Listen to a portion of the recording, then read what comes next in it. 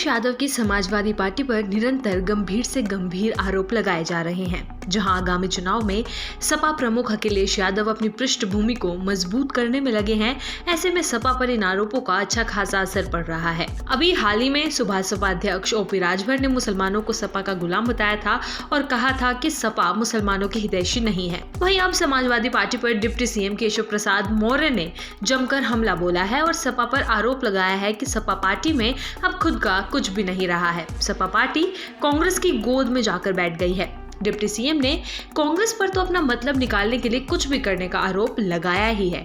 ये सब बातें देश में कांग्रेस शासन में लागू आपातकाल को लेकर कानपुर में हुए मॉक पार्लियामेंट के आयोजन में की गई। आपको बता दें कि मॉक पार्लियामेंट का आयोजन CSGM यूनिवर्सिटी के मुख्य सभागार में किया गया और इसी कार्यक्रम में उत्तर प्रदेश के डिप्टी सीएम केशव प्रसाद मौर्य पहुंचे थे। वहीं कार्यक्रम में सभा को संबोधित करते हुए डिप्टी सीएम ने कहा कि सपा आज असली समाजवादी पार्टी नहीं, उसके मुखिया अखिलेश यादव कांग्रेस की गोद में बैठे हैं। वहीं उन्होंने कहा कि हमारे लोकतंत्र सेनानियों ने कभी पराधीनता स्वीकार नहीं की, लेकिन कांग्रेस ने सत्ता बचाने के लिए संविधान का दुरुपयोग किया। 1975 में इंदिरा गांधी के चुनाव को अदालत ने अवैध ठहराया था। उन पर 6 साल तक चुनाव लड़ने पर प्रतिबंध लगा दिया गया था। इसका जवाब कांग्रेस ने पूरे देश पर आपातकाल थोप कर दिया। नागरिक अधिकारों को रोंदा गया, विपक्ष के नेताओं को जेल में ठूसा गया और लोकतंत्र की आत्मा को कुचल दिया गया। इसके अलावा केशव प्रसाद मौर्य ने यह भी कहा कि आपातकाल एक परिवार के सत्ता मोह का परिणाम था और कांग्रेस का इतिहास ऐसे काले कारनामों से भरा पड़ा है। अगर गांधी परिवार देश की राजनीति पर वर्चस्व स्थापित करने में सफल नहीं हुआ होता तो आज भारत दुनिया का नंबर 1 देश बन चुका होता।